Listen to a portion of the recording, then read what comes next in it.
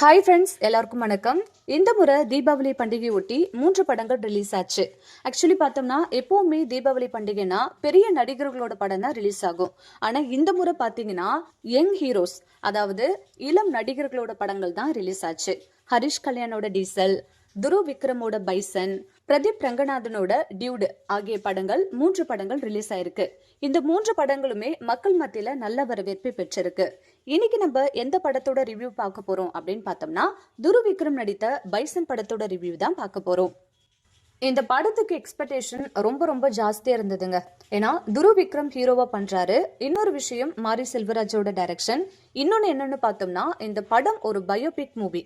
அதாவது தூத்துக்குடியை சேர்ந்த மணிதி கணேசன் என்ற ஒரு கபடி வீரரோட வாழ்க்கை கதையை மையமா வச்சுதான் இந்த படம் எடுக்கப்பட்டிருக்கு. அதனால இந்த படத்துக்கு ஏகப்பட்ட எதிர்பார்ப்பு இருந்தது.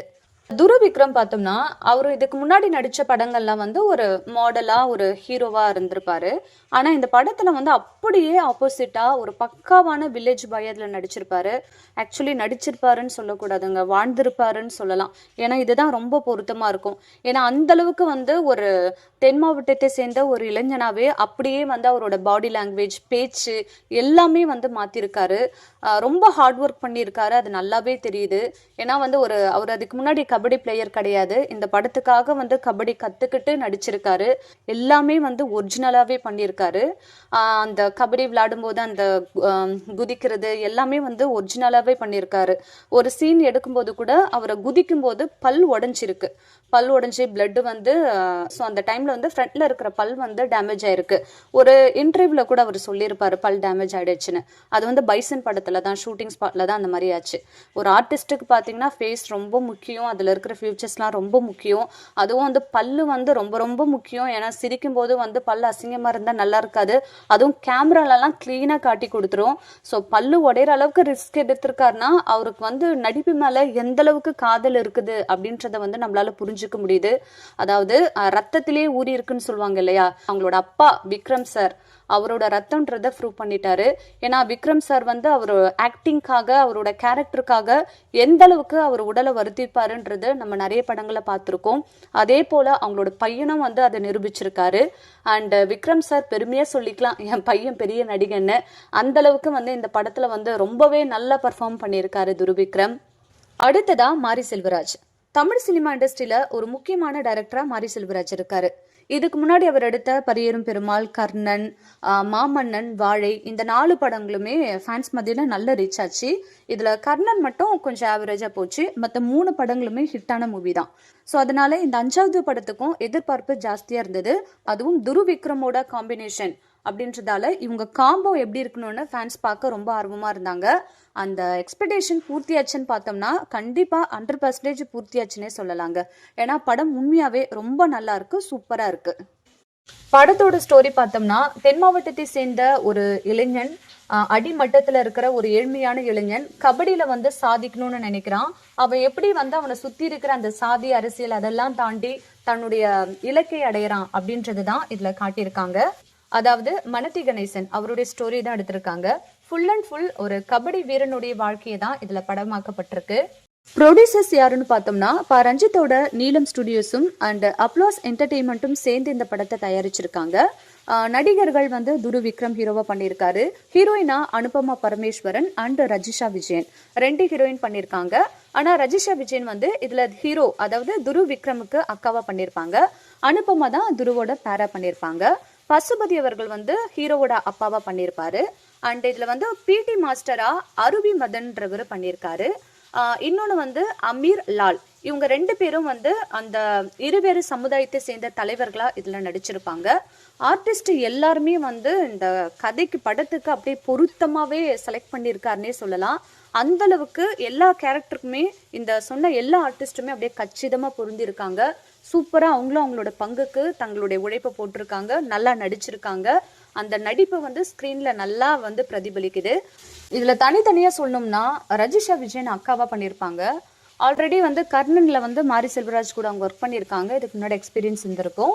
பட் இருந்தாலும் இது வேற சாப்டர்ன்றதால இந்த படத்துக்கு அவங்களுக்கு கொடுத்த கேரக்டரை ஒரு அக்காவா, ஒரு வில்லேஜ்ல ஒரு தம்பிக்கு எந்த அளவுக்கு சப்போர்ட்டா இருப்பாங்க அப்படின்றது நல்லா பண்ணியிருக்காங்க. ரஜிஷா விஜயன் அவங்களோட நடிப்புல ஸ்கோர் பண்ணியிருக்காங்க. அதே போல பசுபதி சார் சான்ஸே இல்லை, அப்பா கேரக்டரா ரியலா வாழ்ந்திருக்காரு. ஒரு கீழ் மட்டத்துல இருக்கிற தன்னுடைய மகன் வந்து லைஃப்ல சாதிக்க துடிக்கிறான் போது அவனுக்கு எந்த அளவுக்கு சப்போர்ட்டா இருக்கணும், அவனோட ஃபீலிங்க்கு வந்து நம்ம தடை பண்ணக்கூடாதுன்னு மனசுல இருக்கு. பட் இருந்தாலும் ஒரு பயம், கபடி வீரர் வந்து லாஸ்ட்ல வந்து எப்படி வேற மாதிரி போயிடுவாங்களே, என்னோட பையனோட லைஃபே வேஸ்ட் ஆயிடுமோ அப்படின்றது ஒரு வகை, இன்னொரு பக்கமும் அவருக்கு.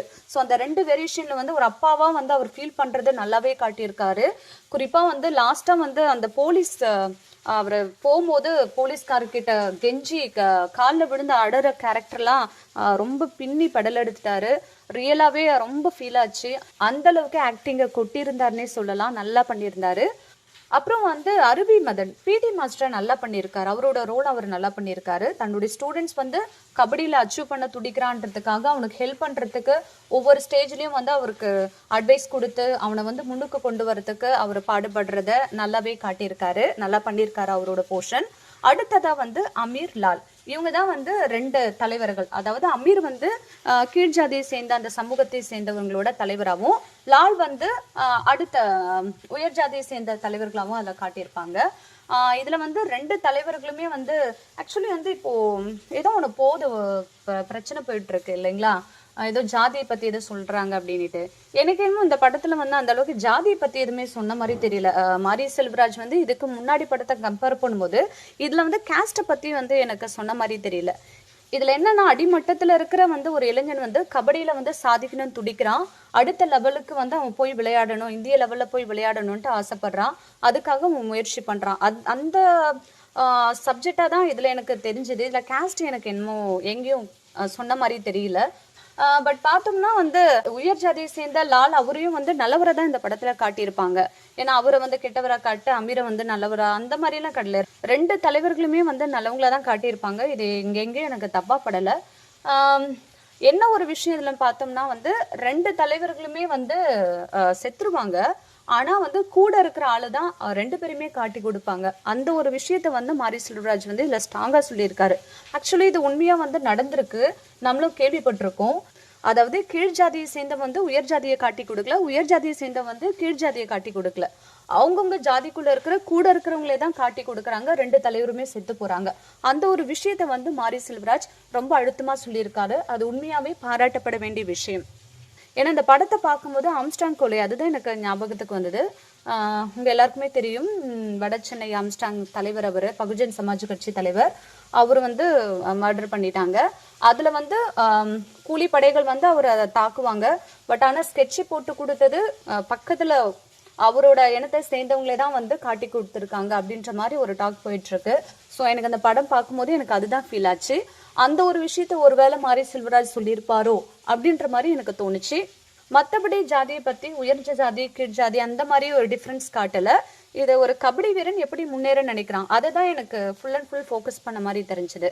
ஸோ எனக்கு அப்படிதான் ஃபீல் ஆச்சு. உங்களுக்கு என்ன தோணுச்சுன்றதை நீங்க கமெண்ட்ல ஷேர் பண்ணுங்க.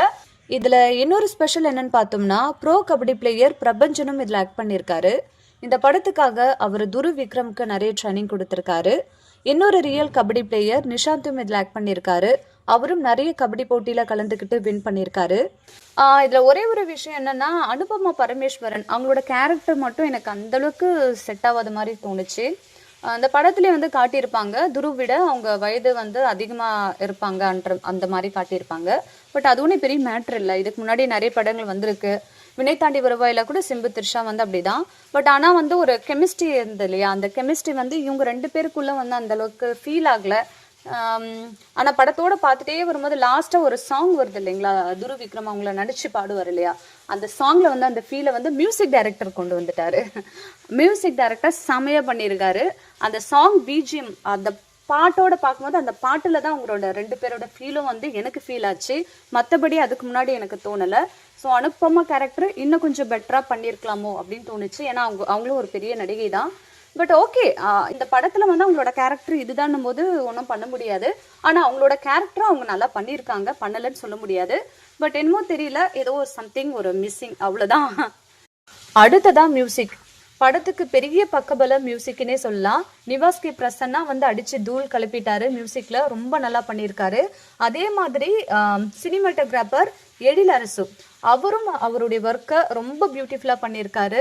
அந்த வில்லேஜ் அந்த இதுவெல்லாம் ரொம்ப அழகா காட்டியிருக்காரு. இந்த படம் துரு விக்ரம் அண்ட் மாரி செல்வராஜுக்கு மட்டும் இல்ல, ஒட்டுமொத்த டீமுக்கே நல்ல பேர் எடுத்து கொடுத்துருக்கு. அந்த வகையில படம் தீபாவளி ரேஸ்ல நல்லா போயிட்டு இருக்கு. ஃபேன்ஸ் மத்தியில நல்லா ரீச் ஆகியிருக்கு. இன்னும் இந்த படம் நிறைய கலெக்ஷன் எடுக்கும்னு நான் நம்புறேன். ஓகே, படம் பார்க்காதவங்க படம் பாருங்க. படம் பார்த்தவங்க உங்களுக்கு எப்படி இந்த படம் பிடிச்சிருந்ததா இல்லையா அப்படின்னு சொல்லி நீங்க கீழே கமெண்ட்ல ஷேர் பண்ணலாம். மீண்டும் இன்னொரு படத்தோட ரிவ்யூவில் நான் உங்களை சந்திக்கிறேன். Take care, by.